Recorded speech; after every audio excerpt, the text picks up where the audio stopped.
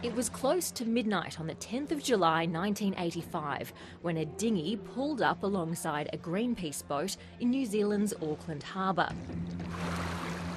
Two spies were carrying out an act of sabotage, months in the making.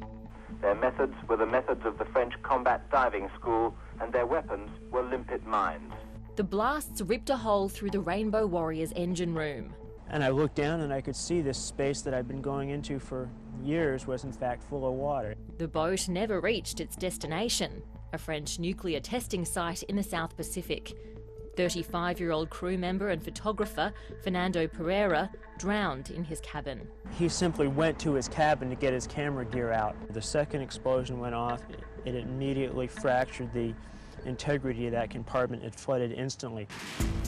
At first, France denied any involvement in the bombing, but the truth nevertheless emerged. With the help of a neighbourhood watch group, the French operatives were arrested before they could leave New Zealand, and sources in France began leaking to journalists. All the people assure us that all the operation against Greenpeace was organized by French military people.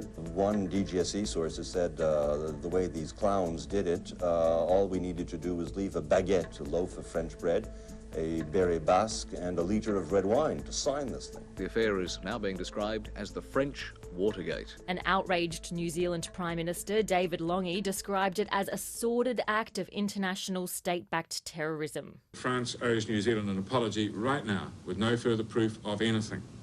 In September 1985, French President Laurent Fabius was finally forced to come clean. Agents of the DGSE sank this boat, he said, referring to the initials of the French Secret Service.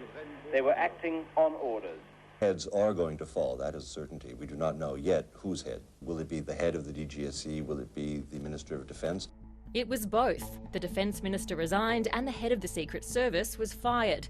Lange got his apology and Greenpeace was paid just over $8 million in damages, money it used to launch the second iteration of the Rainbow Warrior 4 years after the first went down. The Greenpeace vessel remains a symbol of peaceful resistance and a reminder of a pivotal moment in the campaign against nuclear weapons testing.